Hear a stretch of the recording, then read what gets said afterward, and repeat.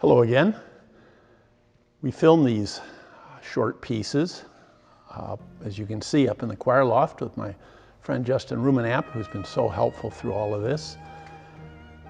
He was just talking about needing to put some new batteries in our equipment. Last week, both Justin and I needed new batteries, and so we were off. So here we are back after 2 weeks. 2 weeks later, it's getting darker out. The days are shorter, sun's coming up later, going down sooner. We're tired of COVID. We are really tired of COVID, and yet we are about to face a challenge we haven't faced before.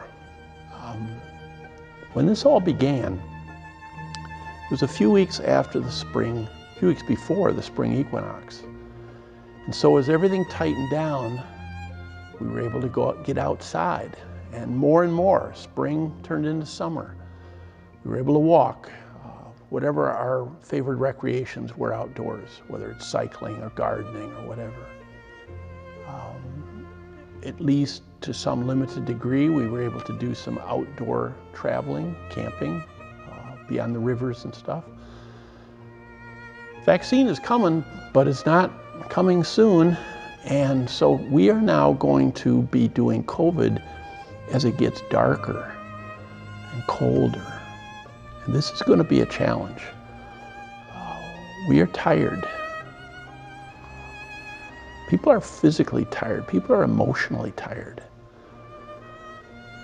So when we face challenges, we need to do what we've always done, what we always must do. Just turn to the Lord. He must have gotten so tired walking, preaching, being rejected by so many. And of course, we know how it ended his earthly life. We've got to find a renewal of our energy, our spiritual energy. Now, the church, of course, gives us great gifts. We've got All Saints' Day coming up and All Souls' Day. Those we need to handle in ways that don't make them generic. Yes, it's wonderful that there's a gajillion saints, but think about particular saints. As you work on domestic church, think about particular famous saints that are great models for your children, grandchildren, for yourselves. Think about people who are not canonized. Grandparents, tell stories of those who've gone before, and that, of course, will tie into All Souls' Day, which again should not be generic. Let's be particular. There have been losses. Got a reminder the other day that 1/6 of my high school class has now gone home. That's 1 in 6, the roll of a die.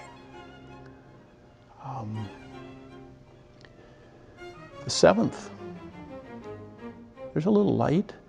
It's going to be our Zoom party Saturday night, the auction that we can't have. But it looks like we're going to succeed. We still need some more help, by the way, to get over the top on funding these ministries. November has interesting feast days. Not as many celebrated as in some other months, but 3 of the 4 great basilicas in Rome, we celebrate their dedication. I celebrate the dedication of church because we need churches. We need to be in church.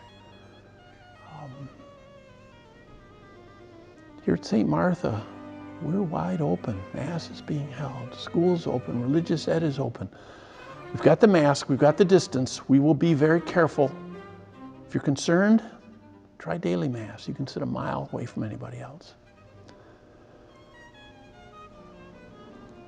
2 of those great basilicas have as their feast day, the 18th, the same day as Saint Rose Philippe Duchesne, a French woman who came to the frontier.